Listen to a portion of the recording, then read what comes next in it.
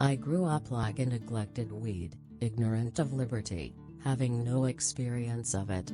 Then I was not happy or contented. Every time I saw a white man I was afraid of being carried away.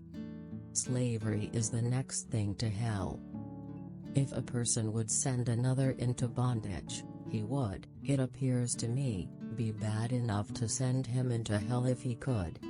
I have heard their groans and sighs, and seen their tears, and I would give every drop of blood in my veins to free them.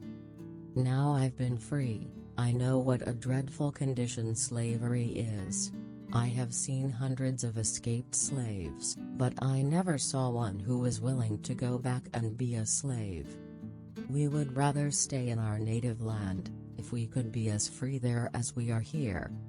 I would make a home for them in the north, and the Lord helping me, I would bring them all here.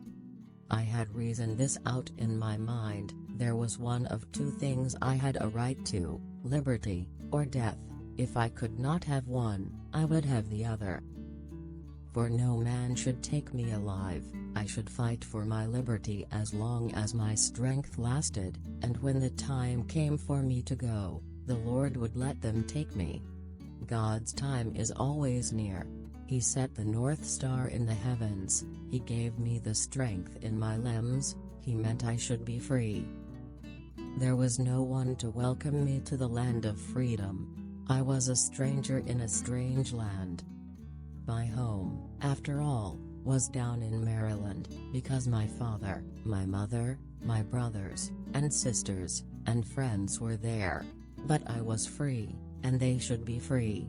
I said to the Lord, I'm going to hold steady unto you, and I know you will see me through. And I prayed to God to make me strong and able to fight, and that's what I've always prayed for ever since. I was conductor of the Underground Railroad for 8 years, and I can say what most conductors can't say, I never ran my train off the track and I never lost a passenger. Oh, Lord, you've been with me in 6 troubles, don't desert me in the 7th. God won't let Master Lincoln beat the South until he does right thing. Master Lincoln, he's a great man, and I'm a poor Negro, but this Negro can tell Master Lincoln how to save money and young men. We're rooted here, and they can't pull us up. We was the fools, and the was the wise men, but we wasn't fools enough to go down the high road in the broad daylight. Oh no, missus, he does it for conscience, we was taught to do so down south. He says if he denies himself for the sufferings of his Lord and Master, Jesus will sustain him. I think there's many a slaveholder'll get to heaven. They don't know no better. I paid a lawyer $5 to look up the will of my mother's first master. He looked back 60 years, and said it was time to give up. I told him to go back further.